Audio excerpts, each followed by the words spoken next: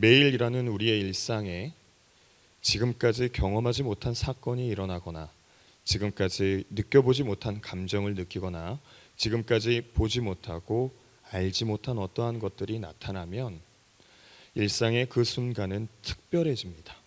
나아가 의미가 부여되고 가치가 생기죠. 어제와 같은 시간에 일어나서 같은 지하철을 타고 같은 노래를 들으며 같은 커피에 한숨 돌리는 마치 마른 낙엽처럼 건조한 하루를 반복하던 사람에게 가슴 뛰게 하는 눈부시고 찬란한 사람이 나타난다면, 퇴근이 기다려지고 하루가 따뜻하며 인생의 아름다운 색이 칠해지고 부푼 마음으로 내일을 기다리게 됩니다. 마른 낙엽같이 반복되는 일상을 건조하게 살던 사람에게 눈부시게 빛나는 사람이 찾아와 비추는 빛이 그 사람에게 생명을 불어넣고 색을 입히는 것이죠. 그래서 어제와 달리 새롭게 시작하는 일상을 살게 되는 것입니다. 시끌벅적 복닥거리며 함께 살던 엄마 집, 그 깊고 너른 품에서 살다가 세상에 나와 정신없이 이리저리 쏘다니다 자리 잡고 있는데, 엄마가 먼저 하나님 품에 간다면, 하나님께 잘 보내고 슬픔 가운데 아쉬운 마음 겨우 다 주워 담아 다시 엄마 집에 오면, 가지런히 놓인 슬리퍼, 꺼져 있는 TV, 조용한 거실, 아직 따뜻한 엄마 방, 그저 엄마의 일상이 펼쳐지던 곳인데 이제 엄마 숨소리, 엄마 온도, 엄마 음성이 들려오는 가슴 아린 특별한 곳이 됩니다. 이제 거기 계신 것은 아니나 여전히 거기에서 엄마를 만나게 되는 특별한 곳이 되죠. 사랑으로 한 몸 이룬 가정에 응애 하는 큰 울음소리와 함께 또 다른 사랑이 나타난다면, 너무나 예쁜 아기, 그런데 사람 키우는 게 참 힘든 일임을 알게 하는 아기.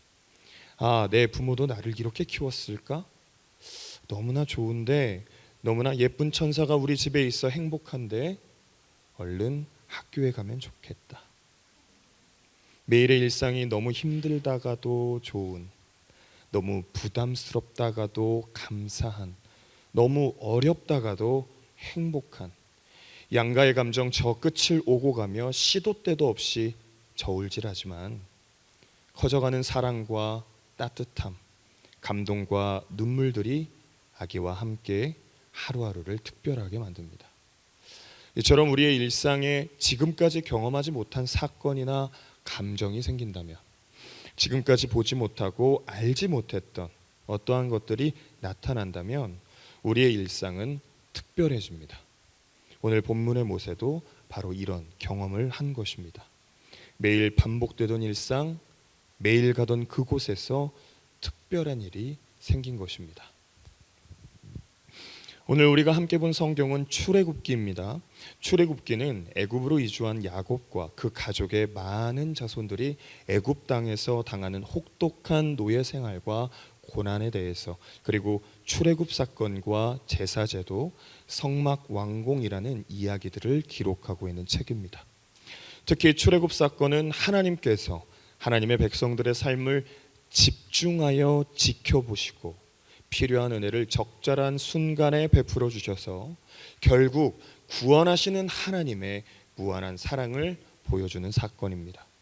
이런 출애굽기는 크게 세 부분으로 내용이 분류됩니다.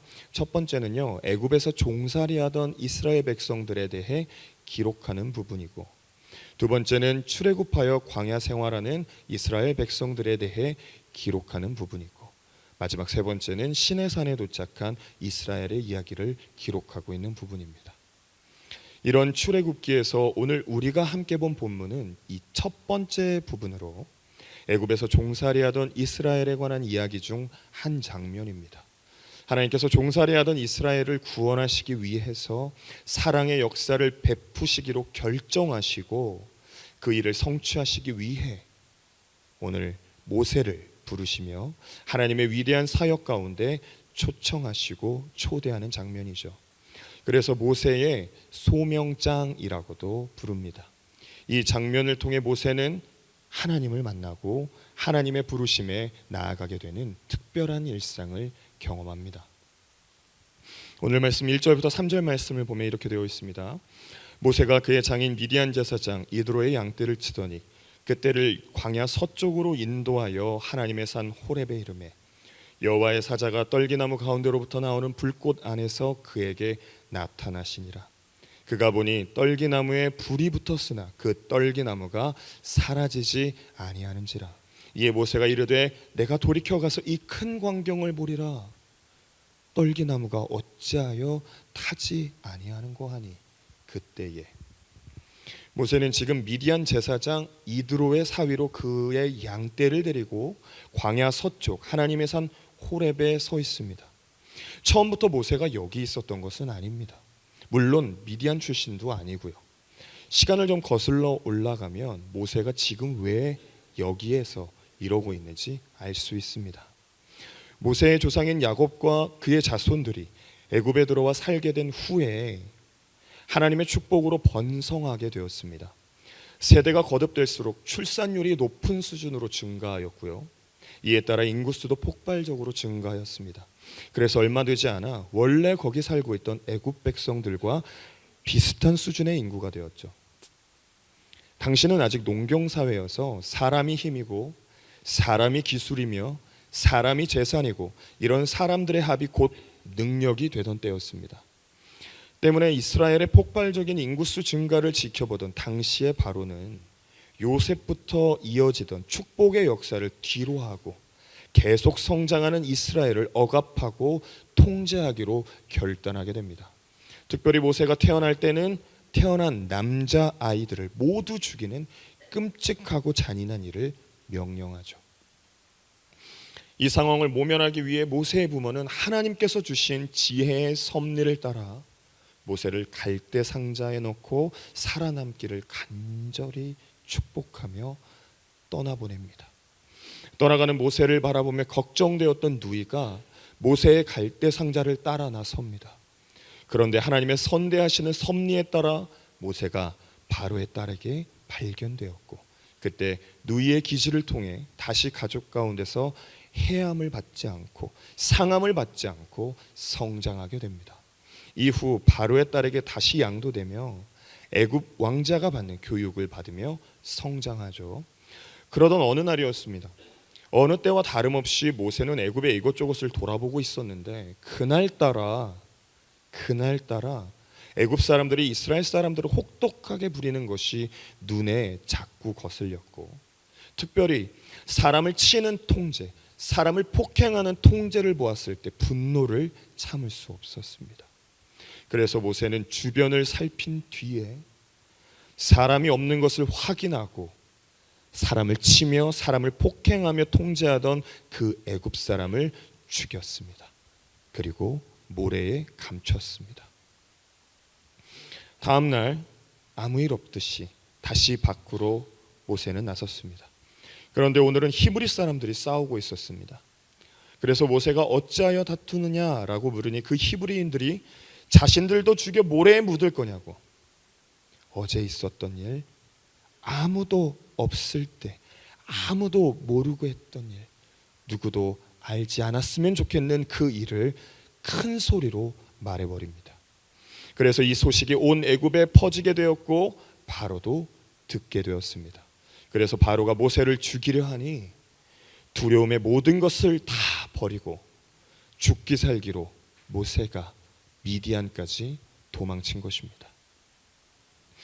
도망치기 전까지 모세는 가지고 있던 것들이 참 많은 사람이었습니다. 애굽의 왕자였습니다.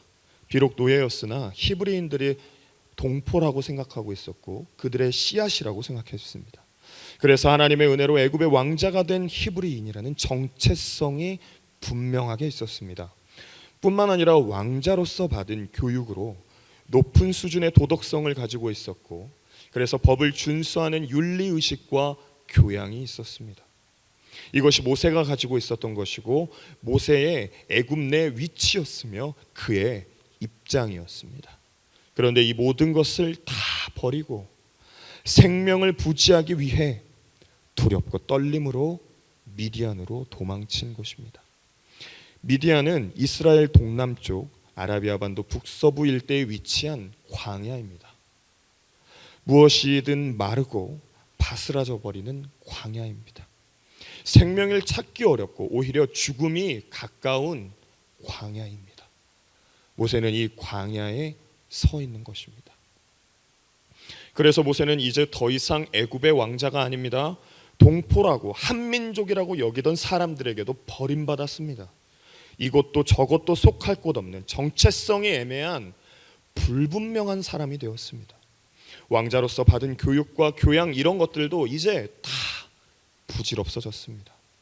가지고 있던 모든 것들이 다 없어지고 무엇도 남아있지 않은 사람, 그냥 아무것도 아닌 한 사람으로 광야 한가운데 덩그러니 있는 것입니다. 이런 광야에서 모세는 40년이나 지냈습니다. 끝도 없이 펼쳐진 생명 없는 건조한 땅, 무너지고 마르며 부서지기만 하는 광야에서 모세는 철저하게 솔직하게 자신을 마주하였습니다. 어렵고 힘들지만 아무것도 남지 않은 초라한 자신을 받아들였고, 도망자, 쓸모없는 자, 이도저도 아닌 아무것도 아닌 자라는 자신을 용납하고 받아주었습니다. 넓은 광야에서 모세는 남루한 자신과 마주하며 무너진 자신을 애써 부둥켜 안고 있었던 것입니다. 이런 시간을 보내던 모세의 일상은 한 가지였습니다. 바로 양을 치는 것. 장인의 양을 먹이고 안전하게 지키는 것, 바로 그것이었습니다. 이제 제법 광야에도 익숙하고 광야의 생리에 대해서도 이해하여서 양들을 어디로 몰고 가야 풀과 물을 먹일 수 있는지 알았습니다. 그래서 모세는 광야 한가운데서 생명이 있는 땅들을 찾아다니며 양을 치는 일상을 보내고 있었던 것이죠. 이런 일상을 보내는 모세에게 하나님께서 찾아오셨습니다. 모세가 있는 광야는 고온 건조한 지역이라서 마른 풀, 마른 나무들이 많았고요. 또 자연 연소되는 일이 흔하게 일어났습니다. 장작처럼 말라버린 풀과 나무의 발화점 이상으로 온도가 올라가게 되면 불이 붙어서 타버리는 것이 일반적으로 일어나는 현상이었습니다. 그래서 마른 풀이나 잎들에 불이 붙어 타버리는 현상도 사소한 일이었죠. 그런데 하나님께서 이렇게 흔하고 사소한 일상에 모세를 만나러 오셨습니다. 양치는 모세의 일상이 펼쳐지는 바로 그 옆에 마른 떨기나무의 불로 말입니다. 마른 떨기나무도 보통이면 불이 붙은 다음에 1, 2초 안에 다 타서 붙었던 불이 꺼져버리는데, 연소되지 않고 타버리지 않고 불이 붙은 상태로 계속 타오르고 있는 것입니다. 이에 양을 치던 모세도 이런 광경을 처음 보게 되었습니다. 그래서 발화되어 타버리지 않는, 불이 붙었는데 여전히 그대로 있고 불이 계속 붙어 있는 그 나무를 이상히 쳐다보며 지나치다가 다시 돌아와 특별하게 여기고 관찰하기 위해 가까이 다가갔습니다. 그랬더니 그곳에서 하나님을 만나게 됩니다. 오늘 말씀 4절과 5절의 말씀을 보면 이렇게 되어 있습니다. 여호와께서 그가 보려고 돌이켜 오는 것을 보신지라 하나님이 떨기나무 가운데서 그를 불러 이르시되 모세야 모세야 하시매 그가 이르되 내가 여기 있나이다. 하나님이 이르시되 이리로 가까이 오지 말라. 내가 선 곳은 거룩한 땅이니 내 발에서 신을 벗으라. 하나님께서 모세의 일상에 찾아오셨습니다. 무너진 이전의 모든 삶을 인정하고 받아들인 광야, 초라하고 남루해진 자신을 가까스로 부둥켜 안았던 광야, 그 광야에서 새롭게 일상을 살고 있는 모세에게 그 일상 한복판으로 하나님께서 모세를 만나기 위해 찾아오셨습니다. 그리고 모세가 있던 광야, 쓰디쓴 인생을 어렵고 힘들게 버텨낸 광야를 거룩한 곳으로 바꿔놓으시며 하나님께서 만나시고자 하셨던 모세를 부릅니다. 모세야, 모세야. 하나님께서 오시니 광야도 거룩하게 된 것입니다. 그리고 모세를 출애굽이라는 하나님의 구원의 사역을 실현시킬 위대한 사명자로 초청하십니다. 광야 한복판에서 일생을 보내던 모세에게 찾아오신 하나님이 그곳을 거룩하게 바꾸어 놓으시며 위대한 하나님의 사역, 당신의 백성들을 사랑하셔서 시작하시고자 하시는 그 구원의 사역을 감당할 소명을 무너지고 실추되며 아무것도 남지 않아 새로운 일상 속에서 양치고 있었던 모세를 불러 그에게 소명으로 주신 것입니다. 그래서 이전과도 비교할 수 없는 위대한 모습으로 하나님께서 모세를 다시 세우셨고, 그 위대한 사명 능히 감당할 수 있도록 지혜와 능력으로 친히 인도하셨습니다. 그래서 하나님의 위대하심을 드러내는 거룩하고 복된 인생, 하나님과 함께 구원의 사역을 완성하는 놀라운 사람으로 하나님께서 그 일상에 찾아와 부르시고 거룩하게 하시며 모세를 그와 같은 존재로 삼으신 것입니다. 사랑하는 복내프 성도 여러분, 참 감사한 것은요, 모세에게 찾아오신 하나님이 바로 우리의 하나님이시라는 것입니다. 그래서 모세에게 행하신 일을 오늘을 사는 이곳에 모세인 우리에게도 동일하게 행하신다는 것입니다. 하나님께서 우리의 일상에도 찾아오십니다. 그래서 우리의 일상을 거룩한 처소 삼으십니다. 나아가 하나님의 위대한 일의 사명자로 우리들을 초청하십니다. 내가 지금 어디에 있는지, 어떤 상태인지, 어떤 모습으로 그곳에 그렇게 있는지 하나님께서 따지지 않으십니다. 재지 않으십니다. 내 인생 어떻게 살았는지 저울에 올려놓고 달아보지 않으십니다. 그저 하나님은 그런 우리의 모습도 사랑하시고 용납하시며 보듬으시고 돌보십니다. 뿐만 아니라 그런 일상에 오히려 찾아오셔서 우리 삶을, 우리 인생을 거룩하게 변화시키시고 하나님의 위대한 은혜의 일들이 실제가 될 수 있도록 우리를 그 사명자의 인생으로 초청하시며 그와 같은 인생 능히 살 수 있도록 하늘의 신령한 것과 좋은 곳으로 은혜 베풀어 주십니다.